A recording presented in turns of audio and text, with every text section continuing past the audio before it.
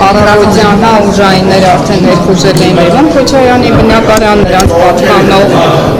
ընկերություններ, նրանց ընտանիքի պատկանողներ։ Հետո արդեն ավելի ուշ հակապորոքման կոմիտեի հրավիրել պարոն Քոչարյանը արդեն ավելի ուշ հայտարարություն տարածեցին նրանց ձերբակալելու մասին,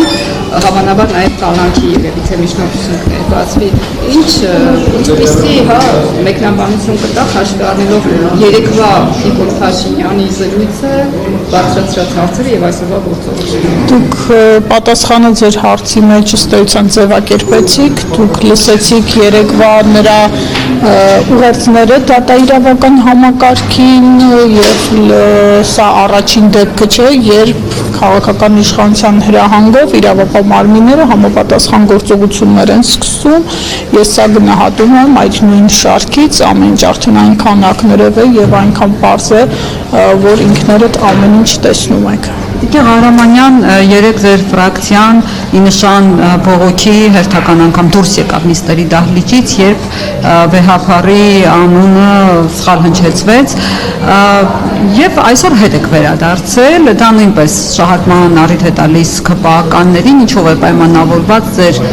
վերադարձը ու ասում են այսպես ամեն անգամ, երբ որ հնչի այդ անունը, պիտի ամեն անգամ նույն գործողությունների դիմեք, մինչեւ երբ։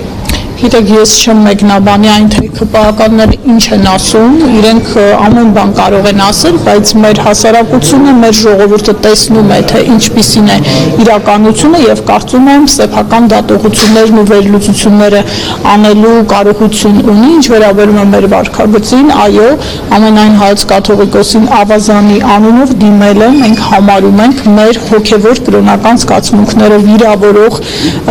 գործողություն եւ միտումն որ արված գործողություն եւ երեկվա մեր պահվածքը, այսինքն դահլիճը լքելու փաստը հենց դրանով էր պայմանավորված, դա անհամաձայնություն էր այդ վարքագծին եւ դուք գիտեք, որ քաղաքական իշխանությունը հետևողականորեն ազգային ինքնության հենասյուն հանդիսացող հայ առաքելական եկեղեցու դեմ արշավ է սկսել Նիկոլ Փաշինյանի բերած ծրագրում նույնիսկ այդ հակասահմանադրական կետը ներառված է, ես ուզում եմ հիշեցնել, թե որտեղից սկսվեց այդ ամենը, դուք շատ լավ հիշում եք, որ այդ արշավը եկեղեցու եւ կաթողիկոսի դեմ սկսվեց, երբ Փաշազադեն հանդես եկավ համապատասխան հայտարարությամբ, իսկ երեք Նիկոլ Փաշինյանը ըստ էության բացահայտեց դա եւ խոստովանեց, որ խնդիրը ըստ էության Արցախի Արցախ վերադարձի, Արցախի մշակութային ժառանգության